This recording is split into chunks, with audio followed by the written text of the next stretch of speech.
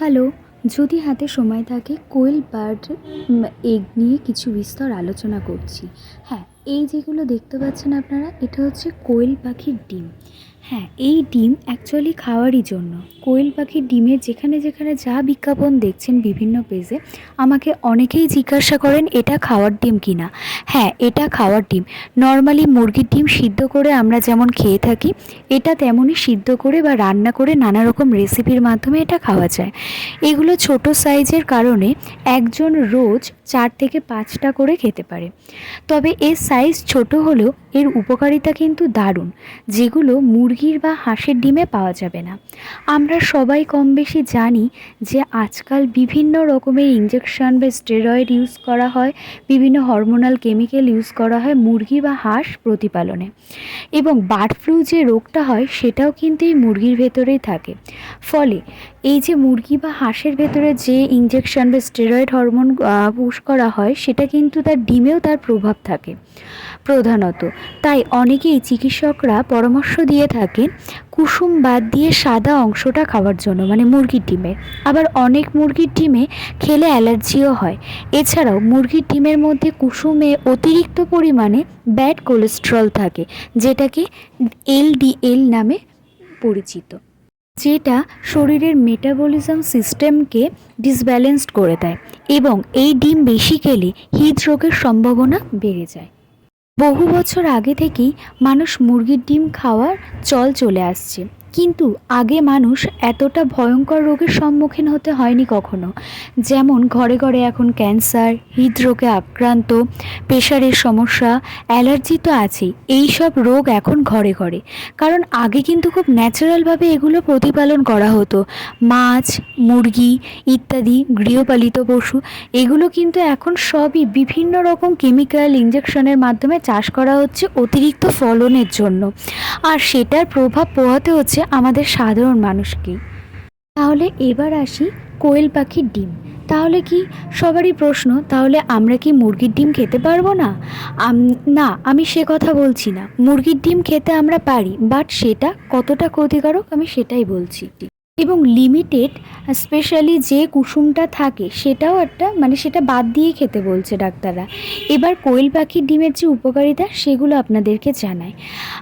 আমি বলি, কোয়েল পাখির ডিমে এইচডিএল থাকে, অর্থাৎ হাই ডেনসিটি কোলেস্ট্রল, যেটা গুড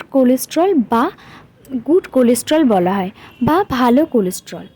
এই কোলেস্ট্রলটি কোনো ব্যাড কোলেস্ট্রলকে, মানে এলডিএলকে শেষ করতে সাহায্য করে, এবং মেটাবলিজম শরীরে সেটাকে বুস্ট করতে ভিটামিন এ, এর মধ্যে আছে ভিটামিন এ, সি, এবং সবচেয়ে জরুরি একটা ভিটামিন বি12 থাকে।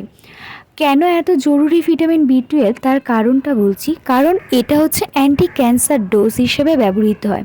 ভিটামিন 12 মানে বি12, এটা প্রত্যেকটা মানুষের এখন খুব খুব জরুরি, কারণ ক্যান্সারটা এখন অ্যাভেলেবেল হয়ে যাচ্ছে। ঠিক আছে, এনার্জি বুস্ট করে এবং দৃষ্টিশক্তি প্রখর করে এই ডিম। সাইজে কিন্তু ছোট, কিন্তু এর গুণাগুণগুলো শুনুন। বাচ্চাদের জন্য কিন্তু এই ডিম বাচ্চাদের ব্রেনকে শার্প করে, এবং এই ডিমের মধ্যে ওভোমোকোয়েট বলে একটা ভিটামিন থাকে, যেটা অ্যান্টি অ্যালার্জি হিসেবে ন্যাচারালি কাজ করে। এবং এই ডিম হার্ট ও লিভারের পক্ষে খুবই উপকার। যাদের খুব বেশি অ্যালার্জি, তারা যদি এই ডিম কন্টিনিউ খায়, তাহলে কিন্তু এটা অ্যান্টি অ্যালার্জির কাজ করছে, মানে অ্যালার্জিটাকে আস্তে আস্তে রিমুভ করে দিচ্ছে। আর এই ডিম এত ছোট, কিন্তু এর মধ্যে থাকে ভরপুর প্রোটিন।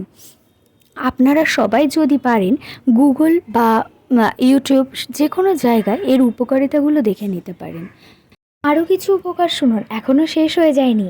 এই ডিমে এত গুণ যে বলে শেষ করে ওঠা যায় না। স্টোমাক আলসার যাদের আছে, সেই স্টোমাক আলসারকে ম্যানেজমেন্ট করে, এবং যাদের খুব অ্যানিমিয়ার সমস্যা, অ্যানিমিয়ার বিরুদ্ধে খুব লড়াই করে থাকে এই ডিম, যে ভিটামিনগুলো আছে, এবং টক্সিন রিমুভ করা। যাদের খুব হিমোগ্লোবিনের সমস্যা, এটা হিমোগ্লোবিনের সহায়তা করতে খুব খুব সাহায্য করে।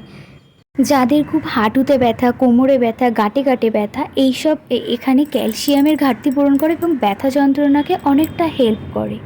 এই ডিম খুব টেস্টি এবং খুব সুস্বাদু। এর ভেতরের কালারটা ঠিক এরকম, যেরকম স্ক্রিনে দেখছেন। এটা সিদ্ধ করার পরের ছবি।